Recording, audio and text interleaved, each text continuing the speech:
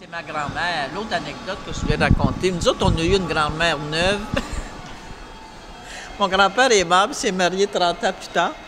Alors, on a eu une grand-mère neuve, là. Mon grand-père, on avait 12 ans, 15 ans. Puis on était bien contents. On avait une grand-mère neuve qui faisait à manger comme un ange.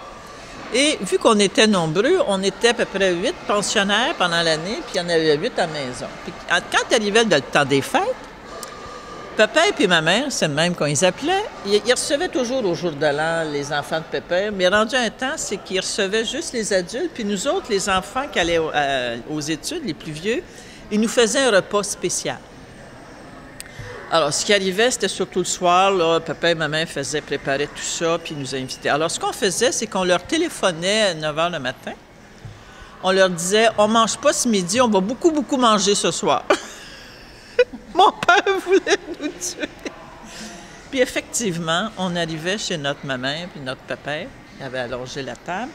Là, on prenait ma main, puis on l'assoyait au bout avec papa. Puis c'est nous autres qui devaient, qui servaient toute la popote et qui faisaient en sorte qu'on avait un repas extraordinaire. Elle faisait, je m'en souviens pas, là, les recettes, s'il y en avait encore, mais on salivait, là, salivait de même. Ma mère était bonne, mais mon grand-mère était encore meilleure.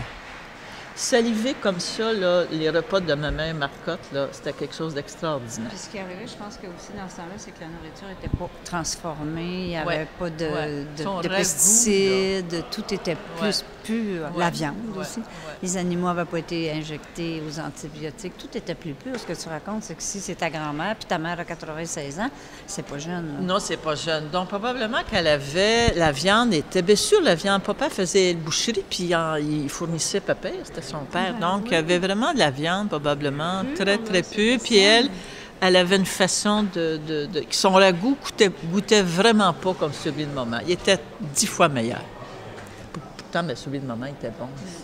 Mais ce qu'il y avait de spécial ce soir-là aussi, c'est que papa, dans la journée, il allait changer un 5 $ en 25 cents, puis on jouait au bingo. Ça faisait partie du repas, hein, une fois que c'était tout fini.